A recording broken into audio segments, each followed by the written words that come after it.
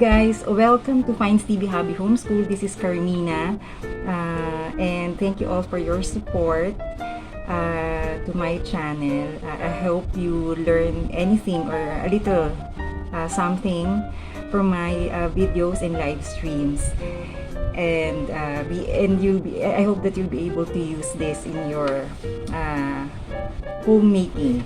So again, another discussion, another video this week.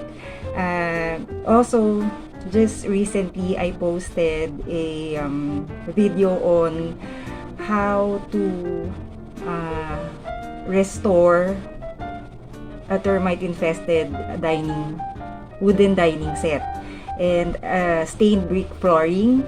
I hope you've seen that video. And today, this vlog will be about how I do my routine in the kitchen, like after every meal. So yes, and so that's just what I realized all along while I was aging, when my son was small. I've seen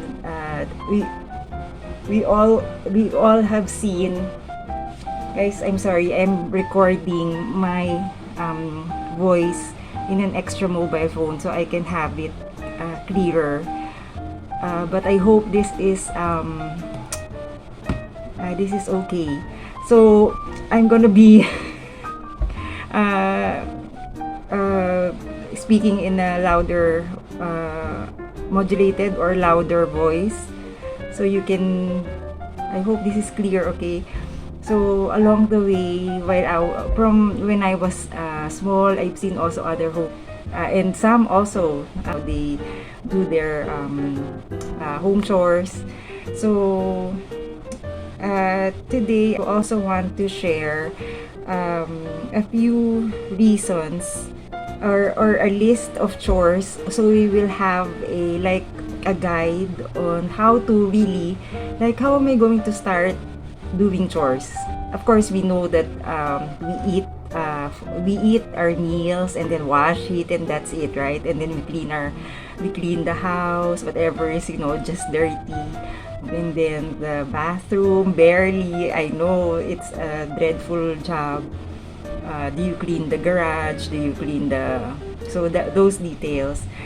However, I don't also do it religiously, but I am trying. I will try. So, and why do we have to have at least a list or guide? So it will be done, number one, so it will be done in a timely manner. So if you are you want to achieve a certain schedule, that I hope this week everything will be done when it comes to the clothes, all the laundry stuff, all that's so all the soiled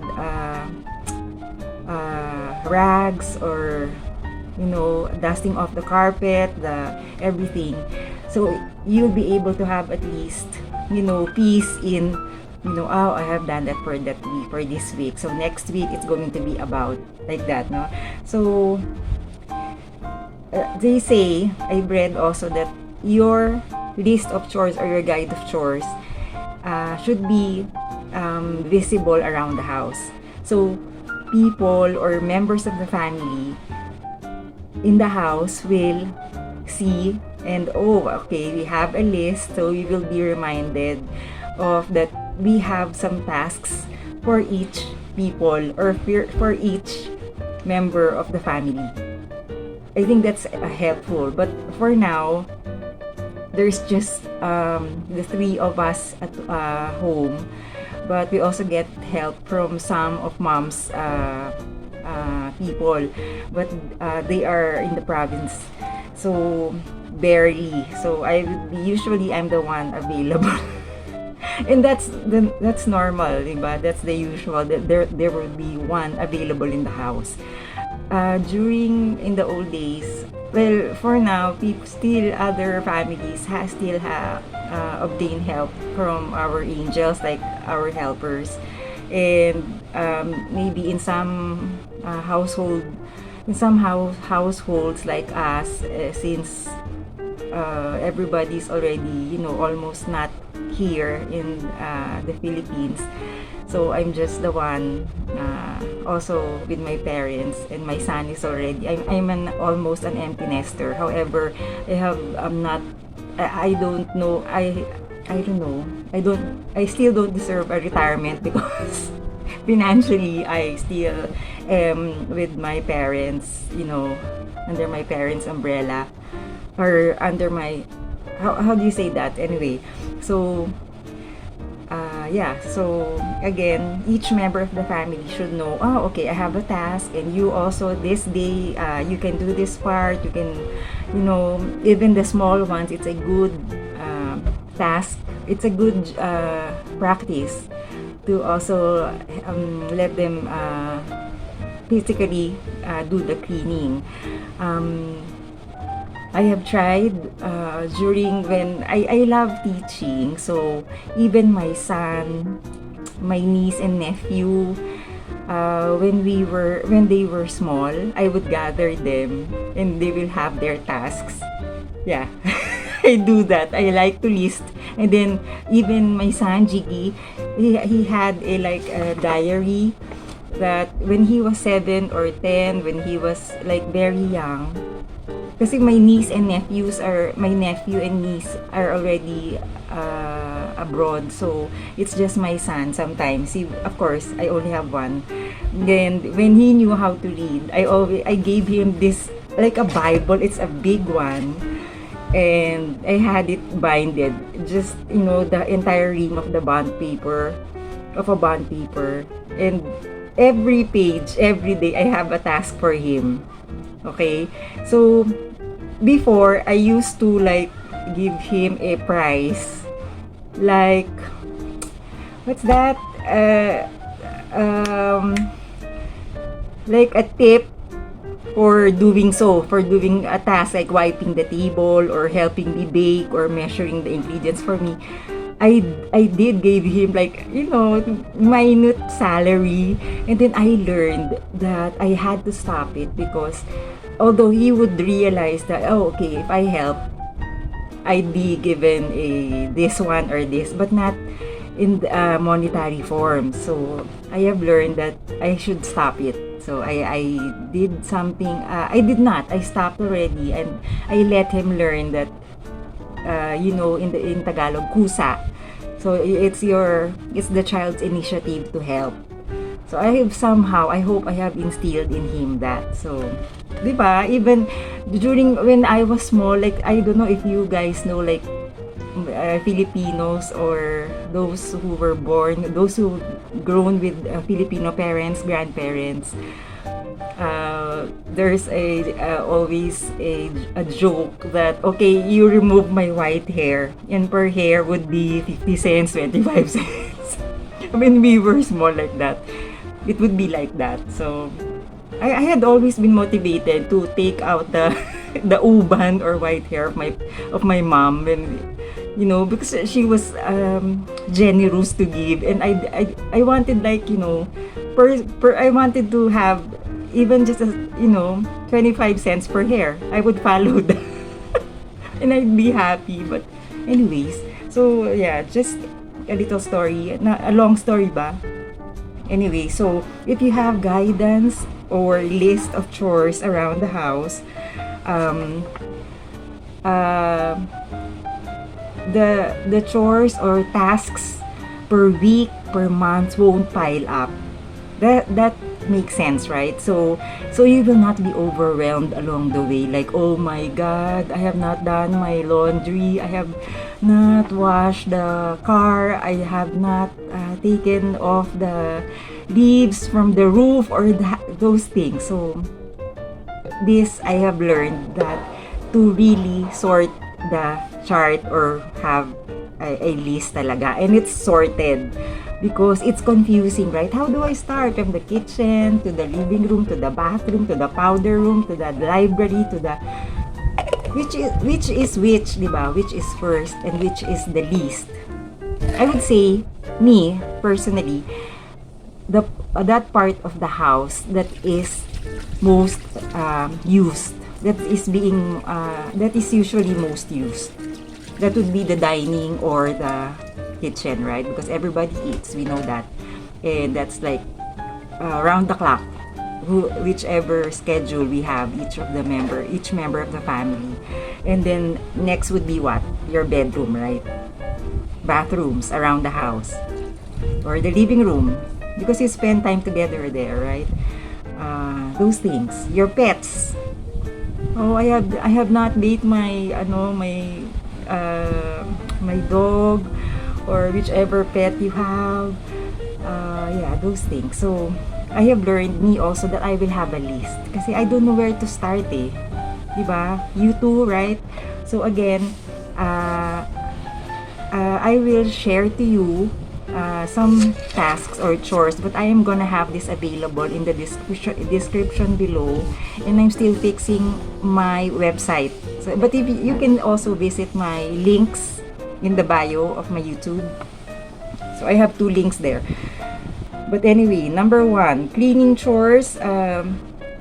This is not yet categorized, but grocery or wet market visit, dishwashing, cooking meals, preparing lunch meals, or if ever dinner for those who have graveyard schedule for work, feeding your pets and providing water for them, solid and liquid food for their pets, ha.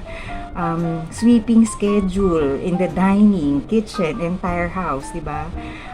Taking out the trash and sorting garbage, the recyclable garbage, strolling your dog or your whichever pet you have. You talk to them, or do you talk? Yeah, I talk to whichever pet I had. Reading, what's this? Sorry guys, Oh, making the bed, of course. Making the bed is a chore, a task. Dusting off furnitures, dusting off shelves, cabinets, cupboards, carpet rags, carpets, rugs, decluttering or minimizing things around. Isn't it? When someone has, after in the living room, like you played game boards or cards, and then you don't put it back, it's gonna pile up, and then somebody came in again to the living room, then read some books, and then there's books there, and then another visitors coming, and then it would pile up. There's food already, so that's the thing. So clean as you go, as they always say, no? Tapos cleaning, sorting out things like your hobby room, in the hobby, anything about your hobbies, your drawing kit, your sewing kit, your whichever your singing set or whatever, fabrics, clothes, kitchen stuff, living room accents, laundry, library, you have to clear out or sort out things in the pantry, so etc. and etc. No, bedroom, powder room, restroom, playpen, if you have a lot of kids or still some toddlers, yeah. And then what else? Watering your plants and the entire garden, right? You can have also a schedule, because some plants do not require a lot of watering or frequent watering. And then grass cutting or mowing your lawn. Isn't it, here in the Philippines, it's really just grass cutting. It's not mowing the lawn. Abroad, they usually mow the lawn. Clearing all windows and cleaning all windows and mirrors. Isn't it? It has to be there. There should be no fingerprints, no marks. I know, right? They say, clean paper. Clean newspaper or brown paper is enough. And then you have your mirror spray, or simply water and baking soda, or water and vinegar. Wipe it off. What else? Appliance cleaning. My God, from kitchen stuff to everything. Toaster, blender, component, radios, your karaoke, everything. If you go to appliances, then also you can also clean the instruments at home, like your trumpets, your everything, like guitar, piano, right? So, closing or cleaning the refrigerator, if you have a lot of refrigerators or chest freezers, you have to clean that too. Do you have a fridge in the room? That's different pa. Do you have a fridge in the den? Diba? That's the thing. When you have a lot of appliances around, then everything should be is it what they call a freezer type of the old style that you have to defrost to melt down the entire ice built in the freezer, or is it free frost or no freeze or something? There are refrigerators now that does not need defrosting. And then changing all the aircon filters, electric fan, cleaning it, coffee filters, coffee machine, you have to clean that, vacuum cleaner, water machine. If you have a filtration at home, you also have to clean that. This one would be if you have a fish pond or the pool filters, the cage of your pets, the underneath also, or wash everything. Birds feed, the bird house, you have to clean that too. The cage, cage of the pets, whichever. Those details pala. Also, the aircon filters, right? We have to clean that, and also the benches, the vents. I don't know how you call it, but anyway, clean. Okay, I can't read this. Washing or steaming the curtains. Do you do that? Steam? Wow. Okay, I don't do that. I don't know, during the old days, they even use a starch wash, wherein they mix cornstarch, or they have a starch spray. You steam it, and then so it will be like crisp. You can do so, but I just wash and then dry it. And the old-fashionedly, during the old times, they usually iron it. So now I will try to iron it. But I don't really. Okay. Organizing closets, bathing pets. Oh, that's part of the schedule, because unless you want to you want to bring them to the grooming salon. So if you have a budget, please, you can do so. Washing the car, washing the vehicles, which I'm not able to do unless I get help from moms, people, or I have it car washed. Weeding the garden, it's also a task. Sweeping off the fallen leaves here at home. My God, it's a task talaga on all sides of the house. And the house is old already, so yeah, I know the renovation should be obtained or achieved here at home, because it's quite a for professional, for somebody who can do carpentry. Yeah. Yun. So yeah, so I hope that helped, but I'm having the list in the description below again, so just to remind you. So please do watch this video, the routine of after every meal. I do sweep the floor, but I did not do that in the video, but here are some clips of this routine, and then you can also do so or play it while you're washing dishes at home or cleaning in the kitchen. You can also play it, right? So I hope you learn something from this video, and see you again, and happy cleaning.